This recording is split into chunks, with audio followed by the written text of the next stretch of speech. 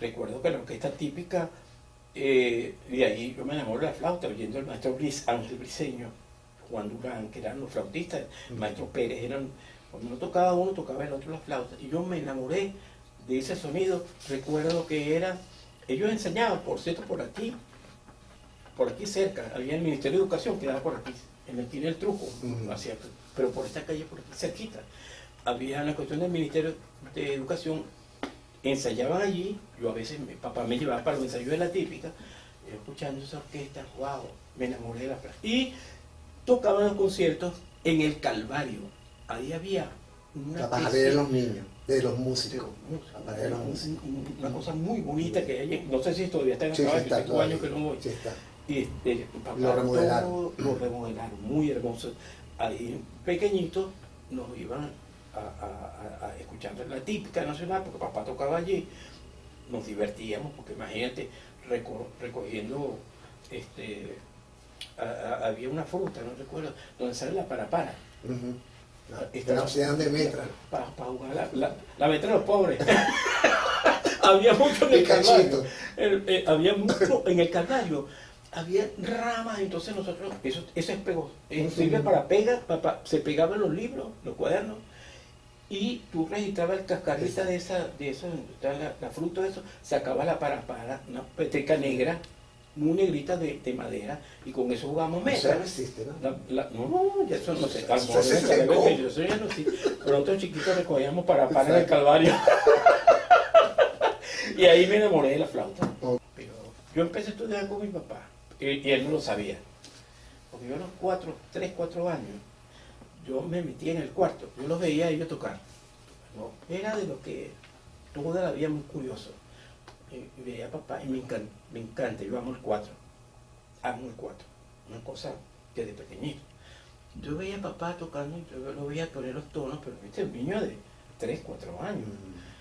Y entonces él se iba, él tenía como 3, 4, por cierto, 4, es decir, Aldana, Navarro, esos eran los 4 que él utilizaba, porque él trabajaba con eso, unos 4. Y yo agarraba esa broma así, pero, Dios mío, y yo escondido, empecé a imitar a papá.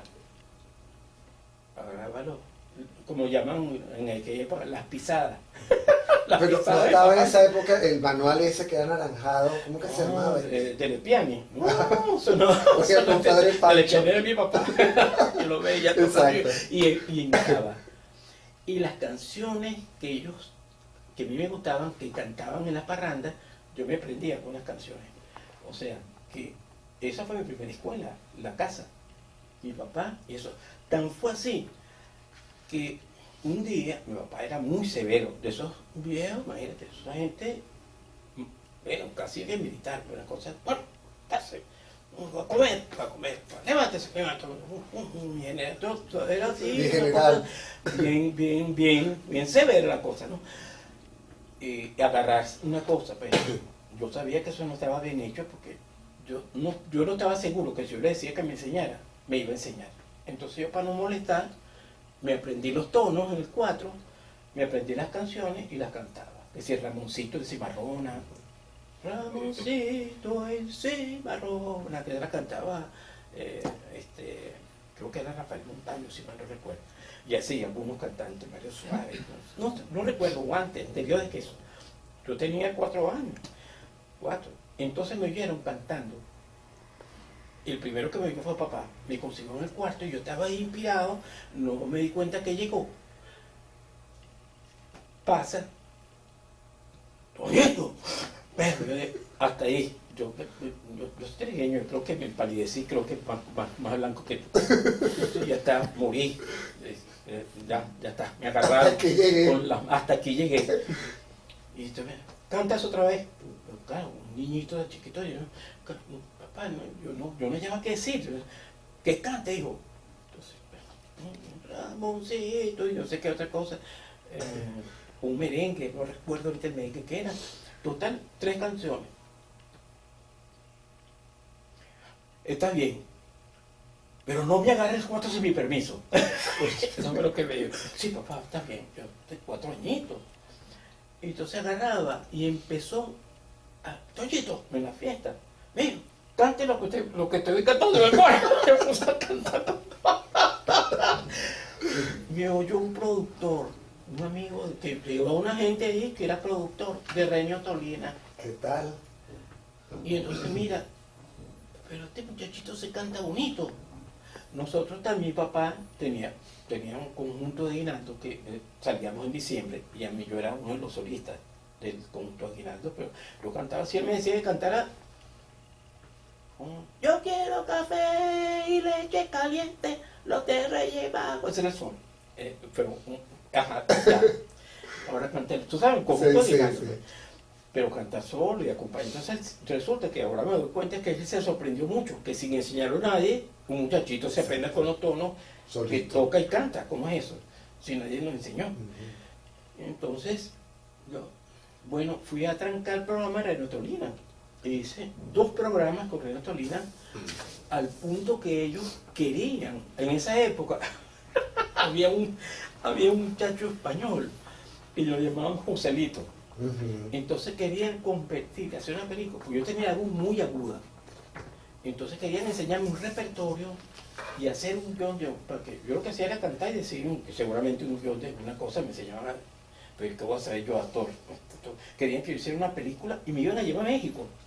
Y papá fue bravo. Dijo, a mi muchachito, si va a ser músico, va para la escuela de música. Y pues, esa gente así, se me van de mi casa. El tipo vino el productor a ofrecer eso, y yo, ¿y usted no canta más? Te vas para la escuela de música. Yo hice el programa a los 5 años. A los 7 años, que eran las entradas en la escuela de música, me llevó papá y me presentó con el maestro Sof. Y ahí presenté mi prueba de admisión, como creo que se hace ahorita todavía. No sé, tienes que sentarte, un profesor. Cante esto, toca este ritmo, a ver si tiene oído melódico y oído rítmico. Hicieron mi prueba y el maestro So me agarró de la mano. ¿Qué tal con So? Pero mira, mucha gente dice que el maestro So era un ogro, pero el señor conmigo fue una maravilla. Te digo, yo terminé el examen porque yo venía con mi guataca ya más de tantos años tocando 4 y cantando. Toque esto, diga esto, bueno, toque. Lo que sí, haga lo que yo hago, haga lo que yo hago, yo con los bigototes y las cosas, y el terror, pero los niños no tienen terror, el terror viene después. Exacto. Después que uno entra en el pánico académico, cuando empiezan a hablar de Beethoven, que Beethoven y de Tchaikovsky, cuidado, y entonces resulta que para un niño eso no existe, y eso no existió para mí, porque sencillamente, y por supuesto, la guataca familiar, eso me acompañó. Y el maestro Sojo, de hecho, me agarró, me llevó a la dirección y le dijo a un señor que se llamaba García Lazo, era el que escribía. García Lazo, a este niñito me lo pones de primero. No, me voy. Y me dejó ahí, y papá así todo orgulloso, porque el terror que le tenían al maestro Vicente Emilio Sojo era importante, porque ahí hacían los exámenes. Y el que no pasaba, el maestro Sojo le decía, te salvaste esta tortura. Después puede ir, te salvaste esta tortura, para no decirle que estaba raspado. Y después a los años, por cuestiones de la vida, no voy a echarse cuenta porque no es pertinente, pero fui a estudiar con un briseño aquí en la Escuela Popular de Música, en la esquina del Truco, que ahora se llama Lino Gallardo. Esa quedaba aquí en la esquina del Truco. Era el director, el maestro Pérez Díaz, el guitarrista, gran guitarrista venezolano, compositor de serenata, un señor también muy amable, se llama Manuel Enrique Pérez Díaz, ¿no? ¿Qué se llama él? Pérez Díaz, Manuel Enrique Pérez Díaz. Que después creo que se casó con una gran actriz, se llama, no me acuerdo la actriz, que muy famosa, que trabajó en Venevisión, por cierto, muchos años. Le puso el apellido, ella era chilena, como que era la señora, muy famosa, pero después te digo, no me acuerdo de cuál es el nombre. Ahí empezamos todos en la Escuela Superior de Música, eh, nuestros estudios. Ahí hice prácticamente todo. Estudié solfeo, armonía, historia de la música, dictado musical. Bueno, entonces, yo estudié con maestro inocente. Yo siempre digo que a los jóvenes les digo, nosotros estudiamos con puras, ahora son plazas, calles, bulevares. Dice de los ojos, Inocente Carreño, Evencio Castellano, Primo Casale, me dio un año de armonía. Primo Casale, un maestro italiano, uno de los grandes compositores, comparado en Italia con Nino Rota, ¿sabes? Uno de los compositores de su época, pero se vino a Venezuela y se dedicó aquí, de los padres de la ópera venezolana, es Primo Casale, sí señor. Primo Casale, Evencio Castellano, el que también dirigió la orquesta de la escuela anterior, que por cierto después el maestro Abreu entra a estudiar composición allí. Están las primeras orquestas que se hacen de estudiantes de la escuela, que llega a ser una orquesta sinfónica, y la orquesta sinfónica empieza a auspiciar esa orquesta y la llamó Orquesta Experimental de la Sinfónica de Venezuela. Estoy hablando años 67, 68. Luego en el año 69 me becan para París. Y no sé qué pasó allí. El maestro Pedro Antonio Rosreina tuvo un accidente en Estados Unidos, que era el que auspiciaba la Orquesta Experimental de la Sinfónica de Venezuela. Dejan de darle el subsidio a la Orquesta Experimental de los estudiantes. Y el maestro Abreu en el año 74, años después, entonces lleva a esta orquesta y ya se empieza. Pero el nacimiento de los músicos que empieza el sistema eran los que estaban en la orquesta experimental en la Escuela Superior de Música. Te estoy hablando de años de 73, 74, que yo regreso allí y empiezo con el maestro Abreu como primer profesor de flauta del sistema de orquesta, lo que es ahora el sistema. Yo iba a los ensayos de la típica, yo escuchaba, y había 4. Cónchale, estoy enamorado, sí, por supuesto. Ahí estaba el maestro, todos los maestros de esa época, todos los maestros importantes. Estaba Luis Felipe Aragón y Rivera, estaba el maestro Nicolás Villamizar, bueno, estaba una cantidad de maestros briseños de flauta. Yo escucho a ese maestro tocando con ese sonido tan hermoso, y habían clarinetistas, todos de la Sinfónica de Venezuela, eran los que tocaban, y los maestros de la música tradicional, como el cuatro, canónico, que por cierto era el papá de un pitcher, el primer pitcher que ganó un mundial, un pitcher, era el papá canónico de ese pitcher. Uno de los héroes del 41. Sí, correcto. Y me enamoré de ese sonido, de la flauta. Eso se me quedó aquí. Y recuerdo que me dijeron que yo no debería estudiar flauta porque yo era muy pequeñito y era muy delgadito y no tenía suficiente respiración porque se necesitaba mucho aire para tocar la flauta. Y yo le dije, papá, si no es flauta, yo mejor, entonces estudio otra cosa, pero si quieres, yo quiero estudiar música. Y yo estaba estudiando, yo tenía segundo año solfeo, ya estaba para el instrumento. Entonces me digo, bueno, entonces voy a hablar con mi compadre diseño. Y me llevó para la escuela, aquí. Y entonces me vio, yo me lo pasaba tocando por las botellas, me la pasaba emulando los sonidos de flauta. Vos agarraba una cosa y soplaba para que sonara. Y el maestro diseño puso la embocadura y me sonó inmediatamente. Y le digo, papá, ¿cómo hiciste para sacar aire entonces con este cuerpito? No sé. ¿Te salió? No sé, pero ese muchachito tocó la botella. Hizo, cómprale su flauta. Y al ratico. ¿Cuándo tuviste tu primera flauta? Bueno, a los 10 años que empecé a estudiar. Luego mi hermano me compró una flauta, se vendió esa flauta, y mi hermano, que entró muy joven a la Sinfónica de Venezuela, teléfono, me estudié en Francia. Bueno, sí, aquí, mira lo que nos sucedió, y yo creo que esa es la génesis del cuarteto, he hecho esta historia. Nosotros nos vamos en el año 69, becado por cierto, estaba el maestro José Antonio Abreu también, él siempre estuvo ahí en las cuestiones políticas, junto con Gonzalo Castellano, mi hermano como representante de los jóvenes, y una partida presupuestaria para fortalecer a nivel internacional a músicos, para darle una beca pues a los muchachos, para un compositor, para un cantante lírico, para un instrumentista, o para dos instrumentistas y compositor y director coral. Ahí fue Raúl. Entonces, en esa primera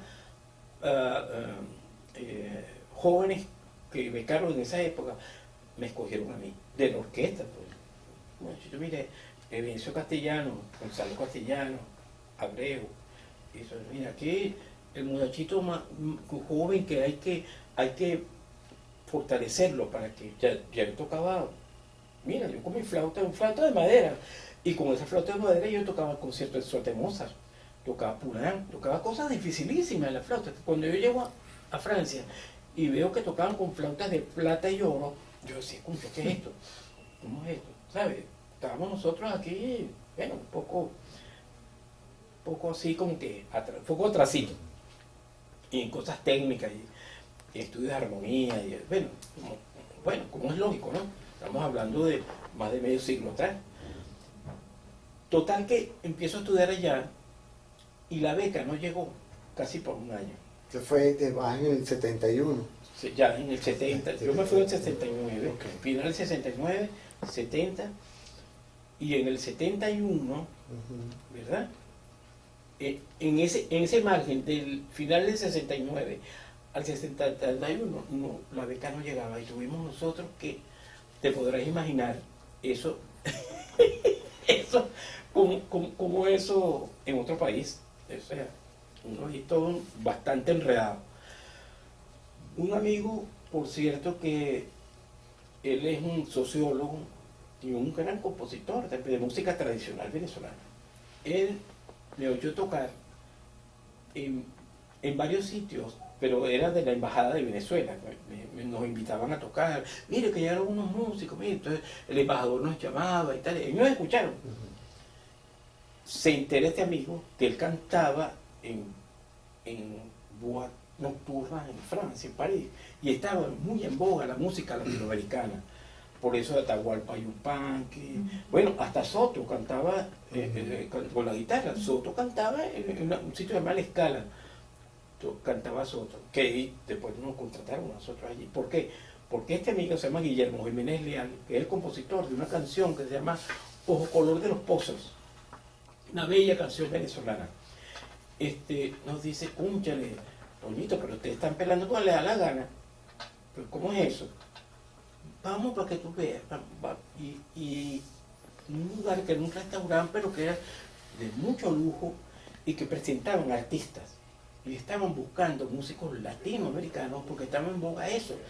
La música argentina, boliviana, estaba una cosa llamada el Cóndor Pasa. Estaba muy de moda. Con Simon & Garfunkel, que cosa. Y entonces, eso era una cosa increíble y todo el mundo quería escuchar eso. Entonces, bueno, total que nosotros audicionamos para ese sitio.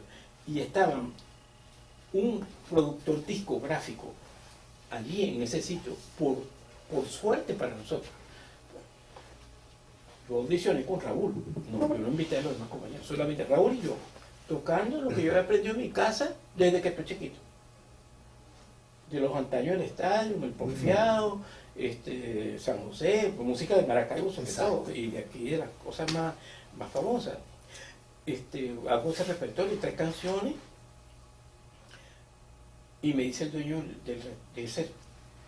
era un restaurante, pero como teatro, una cosa muy extraña, pero costaba muchísimo. No sé, tomarse un trago ahí era lo más caro, porque él se presentaba lo más granado que llegaba de todo el mundo, ¿no? La Divina Pomada. Sí, la Divina Pomada, pero entonces, fíjate, tú sabes, la cosa francesa, esos restaurantes te pagan mucho, come poquito. Ajá, que los caracoles. Los caracoles, $300. Sí, sí. Entonces, eso. Entonces, bueno, ahí nos contratan allí. De allí nos contratan en 2 sitios más. Y el productor discográfico me da una tarjeta. Yo te juro que yo, un niñito, ya yo tenía para esa época, yo fui 17, yo tenía 18 añitos de ahí. Me da una tarjeta, piense, quiero grabarte un disco. Yo soy productor de la CBS y de Avión, era la empresa de la subsidiaria de CBS, de Londres. Y yo le digo a Raúl, mire, Raúl, quiero que me llames la semana que viene. Y empezamos a grabar ya. Y el contrato es lo que ustedes digan. Wow. Yo no tenía palabras, porque yo no sé, yo era un niño, imagínate tú, nada que ver. Raúl, ¿qué hago? Él era el más grande. Tenía más edad que yo. Era mi representante. Mira, representante, ¿qué hago? Anda, ¿qué vas a hacer? Dime que... Entonces era muy cómico porque yo digo, ya va a hacer una llamada. Raúl, mira, me está diciendo esto y esto. Respóndele que taca. Yo le decía, mira, taca. Bueno, y así fue. Total que a la semana estábamos grabando. Fue la primera vez que grabé El Diablo Suelto. Pura música instrumental, música mía. Y eso fue tal en París, el éxito, que eso tuvo un mes, El Diablo Suelto, de primera en Hit Parade de ese momento, de la cosa ahí de la radio. El Diablo Suelto. Tú sabes que aquí hay un músico que, compañero, y después tuvimos años sin vernos porque él se salió de la Sinfónica para seguir en el sistema con José Antonio Abreu, ¿no? Y nos encontramos y me llamó, Toñito, estoy escuchando El Diablo Suelto, una cosa, un disco que no sé qué, se dice Los Maracaibos, esa flauta eres tú, porque nosotros como éramos estudiantes, el grupo se llamaba Les Maracaibos, porque lo único que se conocía en esa época era Maracaibo por el petróleo en Venezuela. Y entonces sí, eso lo grabé yo. ¿De dónde me trae todo eso? Tal que, porque él sabía que el que hacía música tradicional aquí, siempre el enamorado de eso era yo. Y él sabía que yo estaba en Francia. Porque no había otra flautista. Me dice, ¿eso fuiste tú, verdad? Claro, chicos, sí. Entonces, de allí grabamos un segundo disco. En el año primero en el 71 grabamos uno. En el 72 grabamos un segundo disco. Querían que yo me quedara en Francia para hacer carrera, me iba a conseguir contrato en una orquesta sinfónica sur de Francia y que me quedara con esa empresa grabando discos, un contrato por 10 años. Pero eso sí, tenía que hacer un disco de música clásica y un disco de música venezolana. Okay. Mi hermano me llama allá a Francia, me dice, Toñito, ¿te graduaste? Sí, hermano, ya me gradué. Bueno, termina tu cosa porque el maestro Briceño se va a jubilar. Me dijo que tenía que venir porque el representante de su flauta eras tú, no más nadie. Tienes que venir a presentar concursos y yo me voy a dedicar a otras cosas, hermano. Yo me quiero ir a estudiar. Claro, yo no podía negarme a eso. Mi hermano se iba a estudiar dirección a Italia. ¿Quién se encargaba de la familia? ¿Sabes cómo es la cosa? Entonces tenía que venir. Claro. Pues. Pero bueno, total que me vengo a Venezuela y aparte ¿Cuánto tiempo duraste allá? Casi 4 años, hasta el 74 me vine. Pero justamente cuando empieza el sistema, en ese año me vine un poquito antes, unos meses antes. ¿Y cómo es posible que aquí en Venezuela, nosotros, el músico para ir a tocar, te invitan a tocar vals en un patio con una cervecita y una botella de ron? Entonces, eso tiene que acabarse. Hay que cambiar esa mentalidad en Venezuela, que la música nuestra hay que respetarla y hay que oírla en teatros. Y por eso, entonces, yo regresé en el 74. Y yo le dije a mi hermano Raúl, hermano, yo no empiezo el cuarteto, sino hasta que usted regrese de París. Okay. Yo esperé que Raúl regresara, Raúl regresa como en el 75, 76. Y duramos 2 años reflexionando sobre cuál era el sentido que le íbamos a dar al cuarteto, porque tuviese un sentido no solamente de un grupo, digamos, como para salir a matar tigres, pues. Eso no era el objetivo. El objetivo es hacer una música, un aporte a nuestra cultura musical venezolana.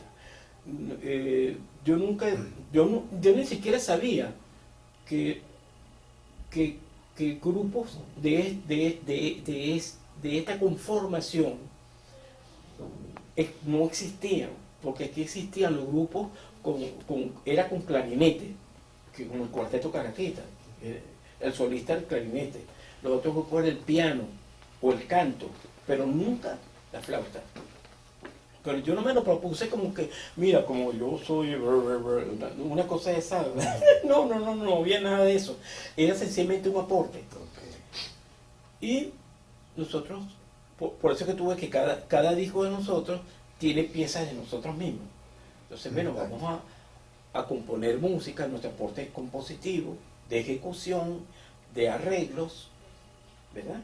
Eso era, y sobre todo respetando la melodía y la armonía de las composiciones que no sean nuestras. Y yo sigo manteniendo eso. Si tú quieres, una cosa que a mí me llama mucho la atención ahora, que ahora los muchachos, los grupos jóvenes, ¿no?, agarran la nueva forma de hacer música, es agarrar una música hecha y convertirla inclusive en otros ritmos del ritmo originario. Entonces, mira, yo respeto mucho los criterios de cada quien, pero yo no estoy de acuerdo. Si tú agarras como yo una estrella, pues, y lo conviertes en un merecumbé, pierde su esencia, sencillamente. Yo siempre le digo, hijo, si usted quiere ser merecumbé, escríbelo en la rutina. Después que tú haces ejercicio de respiración para que el color te salga continuo, con buen color, es que empieza la rutina de las escalas, que las escalas se tienen que trabajar con metrónomo de paso, no solamente en instrumentos de viento, todos, lento, las escalas hay que tocarlas de lo más bajo del metrónomo hasta lo más alto del metrónomo. Y es una rutina que no todo el mundo está dispuesto a hacer, de paso, le fastidia, le tienen rabia al metrónomo. Yo se los aconsejo, estudien con metrónomo, porque si no, están rapados. Cuando te toca hacer las escalas solo, como no estás acostumbrado, salen sin ritmo. Las escalas, en vez de salir taca taca taca taca taca taca taca taca taca taca taca taca taca taca taca, salen taca taca taca taca taca taca taca taca taca taca taca, porque entonces los dedos, como eso es una gimnasia, es un deporte, esta es la parte deportiva, los dedos tienen que tener ritmo, no solamente el ritmo está aquí, el ritmo está aquí. Entonces hay tres memorias: memoria visual, que es la partitura, memoria auditiva y memoria cognitiva o muscular. Si esas tres memorias no están en sintonía, y eso se hace como decir los grados de dificultades, ¿no? Al momento de tocar las escalas no te salen bien. Entonces esas son todas, no en música nada es casual, Miguel. Nada es de gratis. Nada de lo que nadie toque, eso no ha sido estudiado. Todo ha sido trabajado, estudiado con conciencia. Es increíble, pero es así. Yo empecé a tocar con mi maestro dúos de Telemann, que salen en el método de flauta. Fue, digamos, en el año 65, 64, por ahí. Después toqué con la orquesta de la escuela de música, tenía 14 añitos, toqué el concierto de la suite de Telemann. La suite de Telemann, no olvidaré esa suite de Telemann, tenía 14 años. Después, siempre tocaba en la orquesta. Entonces, después seguía tocando en la orquesta diferentes solos, diferentes cosas. Hasta que me fui a París. En París hice un recital con Raúl en una casa donde sean recitales, un repertorio barroco y muy medieval, música medieval, barroca, muy bonito. Sí, pero el primer concierto fue ese concierto que hice bajo la dirección del maestro Bencio Castellano, porque en la escuela tenía 14 años, la suite de Telemann, recuerdo que fue esa obra. Y de ahí bueno, una cantidad de conciertos. Después de ir para abajo, bueno, imagínate. A mí siempre me atrajo mucho la composición, ¿sí? Entonces, una vez, como el año, estaba mi hermano en el Emil Freeman y hicieron un grupo que se llamó Aldana. El grupo Aldana estaba, por cierto, el flautista era Luis Julio Toro, pero jovencito. Entonces me dice, hermanito, usted no me podrá componer una pieza para tocarla con el grupo Aldana. Yo no había salido cuarteto, de hecho. Y le compuse un merengue. Yo siempre he sido muy amante de los merengues. Un merengue que se llamaba Bajo el Mango, que ni siquiera lo tengo. Esa pieza la tengo, la grabó Aldana y yo no. Bajo el Mango. Bajo el Mango se llama. Bajo el Mango. Y de ahí, después empecé a escribir más cuando nace el cuarteto. La primera pieza, la pieza que le dediqué a mi primer hijo. Después hice otro valse cuando nació Verónica, mi hija. Y después empecé a componer un poco cosas que están por aquí, en los discos. Me empecé a dedicarle piezas a la flauta. Y inclusive yo con Guiomar Narváez, en un disco que se llama Venezuela Divina, también hay una composición, se llama Trazo Musical. Siempre piezas dedicadas a la flauta, siempre. Yo no he incursionado en género tradicional, en otras cosas. Una que otra cosita por ahí.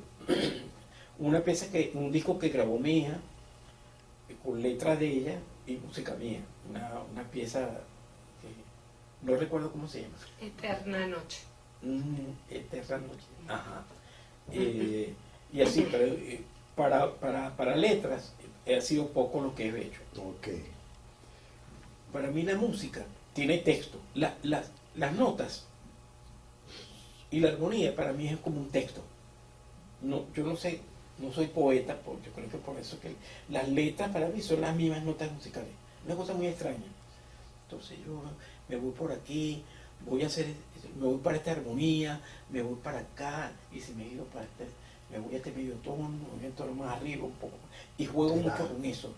Y esto me da más, la emoción va por aquí, en esta tonalidad. Entonces, juego mucho con eso, con la emoción, la naturaleza, más claro, más oscuro, ¿sabes? Me inspiro mucho. ¿Y el género en sí, cuál es el que más atacas? ¿Cuál es el género? El merengue. Ahí tengo, yo no sé. Merenguero. No, merenguero de corazón. Yo me la paso, yo creo que para mi carácter, yo soy muy alegre. Pareciera que no, pero yo siempre ando dicho, por dentro, yo me burlo de todo. Está bien. Sí, muy venezolano, por cierto. Claro. Uno siempre está burlándose, yo me burlo de mí mismo. ¿En cuánto asciende tu catálogo, tu composiciones, tu opus? Cónchale, no es mucho, pero creo que debe ser como, oye, ¿cuánto, Verónica? 6, 8, ¿como cuánto? No, sacamos la cuenta, van como entre 12 y 14. Ah, en esta parte de la vida me he dedicado mucho a la docencia. Entonces yo soy profesor de UNEARTE, ¿verdad? De flauta, y estoy haciendo un curso de profesionalización, pero en la parte venezolana para los muchachos de las orquestas, de los que tocan toda la orquesta a nivel nacional. Ese proyecto lo aceptaron en el sistema, porque están buscando fortalecer, porque los convencí de que los muchachos tocan muy bien, tocan mucho, pero no saben de música venezolana prácticamente nada.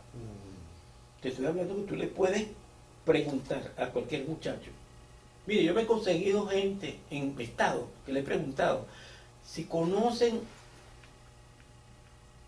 a Simón Díaz, y no saben quién es Simón Díaz en la actualidad. No saben la existencia. Bueno, si tú le preguntas sobre Bombotita Blaza, bueno. Dime cualquier compositor que no sabe quién es. Yo le pregunté en Margarita, perdóname que lo diga, sí, pero me salió, no quería. Dilo. ¿Quién era Inocente Carreño? Ninguno. ¿Quién era Modesta Bor? Ninguno. Y fueron muy honestos, no sabemos quiénes son.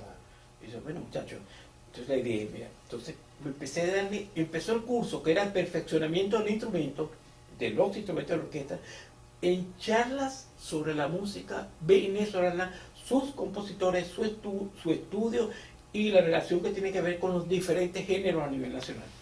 Tuve que terminar dando una charla para aclararles eso a ellos y invitarlos a investigar sobre la música, porque ellos están en lo que les pone el sistema. Ellos llegan ahí, toman la partitura, dale, tocar y luchar. ¿Me entiendes? Eso, ok, eso tiene su parte positiva, porque bueno, es un proyecto social, el cual los muchachos tocan, no están en la calle haciendo cualquier cosa. Te estoy hablando del país, ¿no? Y eso hay que, yo siempre lo di eso, por eso es que desde el comienzo acompañé al doctor Abreu, pero eso ha sido acompañado con muchas debilidades, el cual... hubo una pelea, o sí, todavía se mantiene una pelea para incluir la música venezolana en el sistema. Están ellos, al menos con nosotros, nos abrieron las puertas y estamos haciendo el proyecto a nivel nacional. Ya vamos a ir a todos los estados a hacer este trabajo de concientizar a los músicos de las orquestas en que deben hacer y que deben tocar. Mira, la mayoría se han presentado 90 muchachitos tocando solo, un vals, un merengue, la polka, acompañado, pero es primera vez que tocan una música nuestra. Nunca habían tocado una música tradicional, no, porque ellos no les puede gustar algo que no conocen. Claro.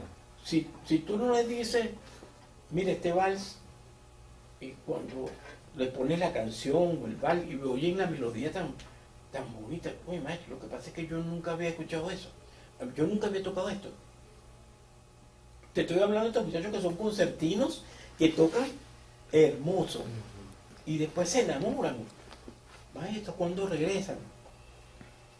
Porque es que tú no puedes saber algo que no, si no, nunca te dieron la información, nunca te formaron. Conocen es lo que le ponen en las partituras, que todo, me vas a tocar esto, punto. Y eso es a nivel nacional. Sí. ¿Cuándo se crea el cuarteto?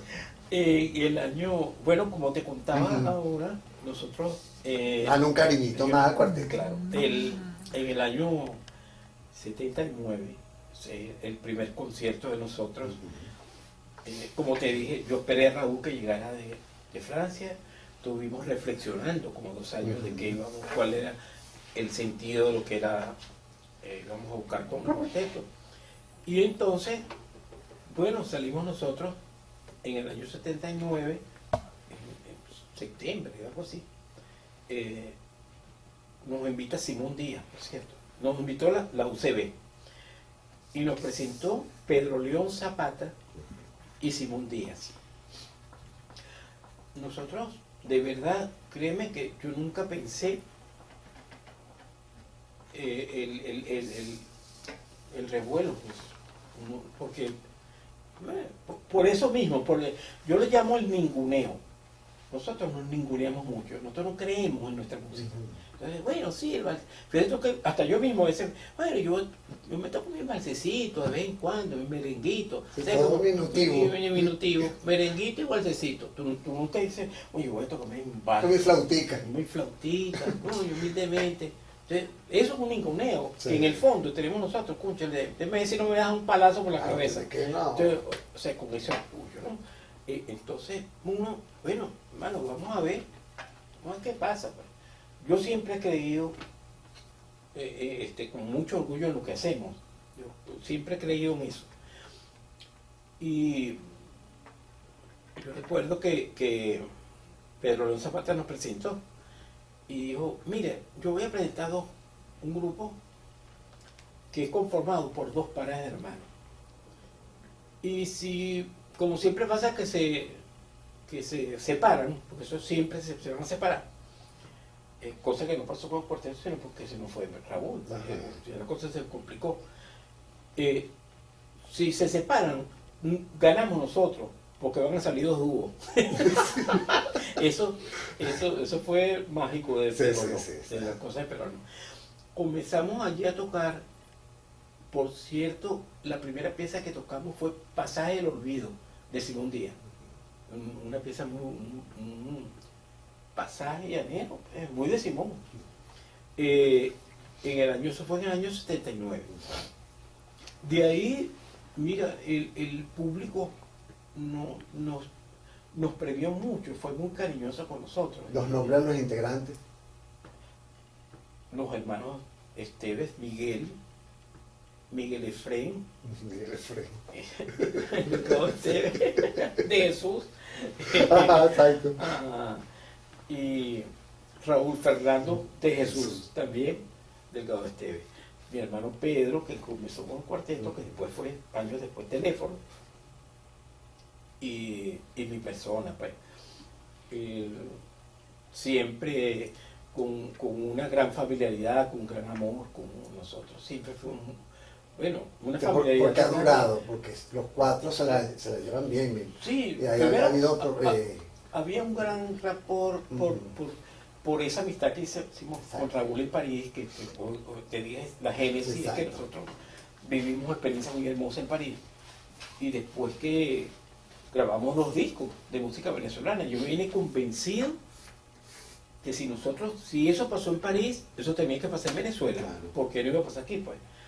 Y efectivamente, aunque fue difícil, ¿sabes? Fíjate, nosotros grabamos 79, el primer disco, nosotros hicimos el concierto y inmediatamente sale el primer disco, que creo que no está aquí. El primer disco no está. Era una ciudad, ni yo lo tengo. Hace más de 40 años, 44, 45 ya.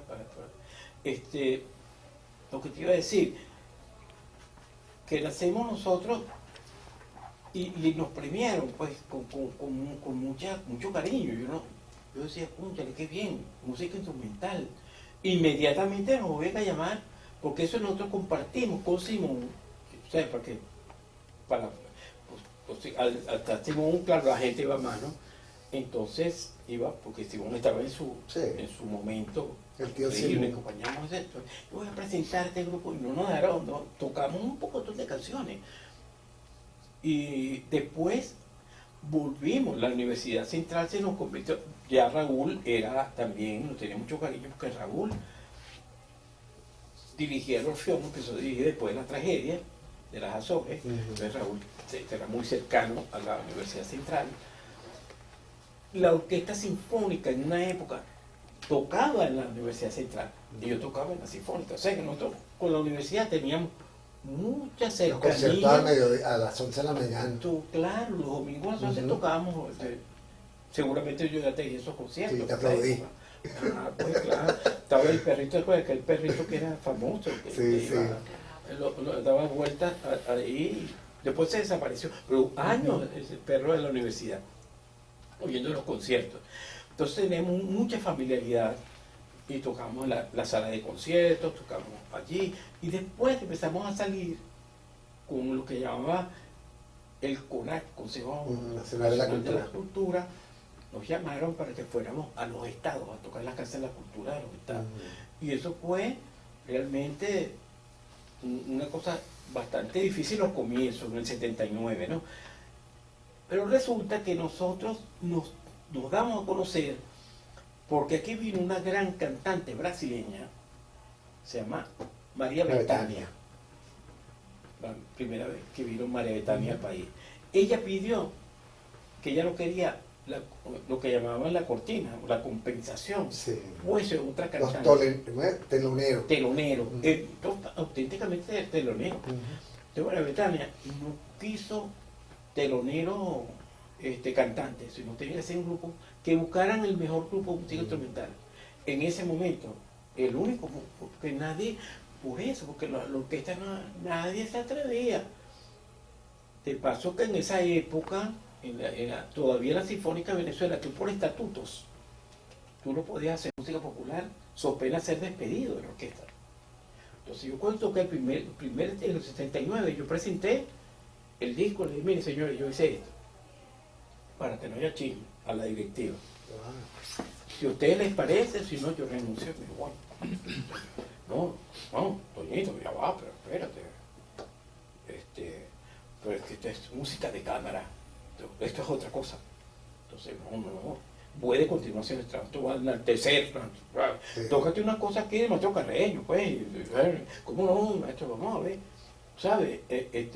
Pero era la música popular, y por eso, ¿qué pasa? Y eso llegó al sistema. Porque eso estaba en los estatutos. Los músicos sinfónicos no tocan música popular. Ajá, en el Teresa Carreño no tocaban música venezolana. El primer grupo que tocó música, un vals, un merengue, una cosa, fue el cuarteto en el año 87. Eso no había sucedido en la Sala Río Reina ni en la Riva, nunca, sino a partir de allí. Y después de allí fue que llaman a Saúl Vera, a Gurrufío, y empiezan a entrar los grupos al Teresa Carreño. No llamaban. ¿Por qué pasó? Allí nosotros tocamos nuestro repertorio y teníamos un telón, efectivamente. Teníamos 20 minutos. Y nos quitábamos, y eso pasó. 20 minutos, se acabó la canción. Y recogían todo. Y pasó así como una tormenta, así de gente. Bueno, Sin saber si la gente quería otra. La gente no paraba, nos sacaron y la gente, porque la gente se sorprendió Claro. ante oír que nunca habían escuchado un músico, una representación venezolana de ese nivel. Para que tú veas, mira, eso pasó al segundo día, porque no lo pudieron, la gente empezó a pitar porque nos quitaron los micrófonos. Al segundo día, María Gómez nos dice, tienen 30. Pasó lo mismo, bueno, tocamos, llevamos 30. Al tercer día, me dice, tienen 40, eran 4 días. Entonces subió María Betania, porque yo la broma y wow, y los músicos. No, entonces fue, no, tú vas a cantar con ellos. Entonces, me le dan 1 hora. Imagínate. Y aquí todavía sacan a María Betania y nos canta. Y nos mandó a abrir ella el telón. Imagínate. Y al cuarto día se aprendió, no recuerdo si fue Ansiedad o Caballo Viejo, ya no recuerdo la pieza. Y la cantó con nosotros tenemos una cosa brasileña y empezamos, y terminó nosotros tocando con el grupo, con María Betania. Para que tú veas la emocionalidad de, a partir de ese momento, en ese año, si mal no recuerdo, 87, hubo la apertura hacia la música venezolana en el Teatro Teresa Carreño. Eso se oía, eran en los liceos, la Cátedra de la Cultura, y ñau. Y de ahí entonces nos llama una periodista que se llama Marieta Santana. Marieta. O sea, tenía un programa Puerta que se llamaba Cerrada. Puerta Cerrada. Bueno, y no hicimos una puerta cerrada, hicimos como 3. Porque inmediatamente grabamos la versión del Diablo Suelto con este disco, El Diablo Suelto con el Alacrán. Se hizo súper famoso eso, y bueno, entonces, pero ya cuando un grupo va a televisión, aquí en Venezuela es un plus ultra, como que si no habíamos tocado nunca antes. Decía, perro. Lo descubrieron. Nos descubrieron un poco viejo. ¿Te imaginas? Eso pasó. Sí. De ahí para acá, entonces bueno, empezamos a salir. Ya nosotros habíamos salido varias por la Cancillería, muchos viajes al exterior. Bueno, nosotros a través de este trabajo hemos conocido prácticamente los 3 continentes. Sí. Fíjate, yo me he ganado 2 premios en docencia musical, sobre todo. José Antonio Calcaño. José Antonio Calcaño y un premio municipal de música. Premio municipal. En el 99. Sí. Como También- mejor actividad pedagógica. también por actividad pedagógica, sí. Por actividad pedagógica. Después, con el cuarteto de Monseñor Peñín, si mal no recuerdo, ganamos eso. Yo he recibido muchos reconocimientos en la parte docente, sobre todo. Soy maestro honorario de la Universidad Militar de las Artes. Sí, de las artes.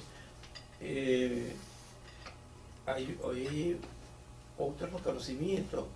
El Estado Yaracuy también nos dio un reconocimiento, pero a la familia Naranjo por la representación musical del Estado, porque mi mamá es de Yaracuy. Y nosotros hemos hecho muchos cursos de música, lo hemos hecho en Yaracuy durante muchos años, cursos de verano, lo hacíamos allá, y ellos, en reconocimiento a eso, y por ser hijo de una yaracuyana, nos dieron a la familia un reconocimiento.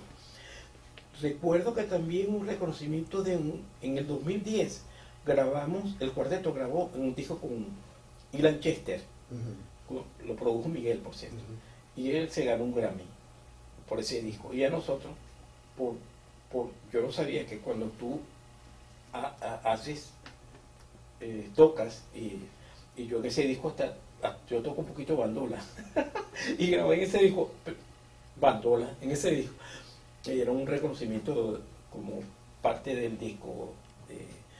Y también en un disco que hizo el grupo Raíces, en honor que tocaba flauta, el maestro Domingo Moré. Yo toqué una pieza para ese disco que ganó un Pepsi Music hace como 2 años, 3 años, ¿no? Pero El año pasado. el año pasado fue. Ah, bueno. Recién. Entonces pasó lo mismo. Mire, maestro, conche, usted reconocimiento a Pepsi Music, porque grabé, por cierto, la pieza dedicada a Domingo, se llama Un Domingo Muy Especial, por el grupo Raíces de Venezuela. Sí, no sé qué otra cosa Y el reconocimiento. aplauso. ¿Ah? Y el aplauso. Claro. Que Sí, sí, eso. claro, eso. La música es todo. Para mí la música es el aire que respiro, es el porqué de lo que soy, de lo que he sido y lo que seré hasta el resto de mi vida. La música es el motor que me levanto. ¿Qué escala voy a hacer hoy? Me levanto, tengo un compromiso, una melodía que voy a ver si la desarrollo. Todos los días escribo un poquito. O sea, yo no soy compositor, que es verdad, un compositor, eso es un trabajo. Me decía el maestro Inocente Carreño, un compositor trabaja todos los días. Yo compongo todos los días. Y ¿tú sabes qué decía el maestro Carreño? Yo le decía, yo escribo una décima, yo escribo un trabajo, una décima oriental, margariteño. Todos los días escribo una décima. ¿Sabes lo que es eso? Brillante, ¿no? Yo todos los días eso. Todos los días tomo un cafecito, soy un cafecero. Un cafecito y para el cuarto de estudio. Al respirar, que fue la primera cosa. Ver cómo está el equilibrio físico y después notas largas, escalas, arpegios, repertorio. Es la vida, la música es mi vida. No te puedo... y así será hasta que tenga este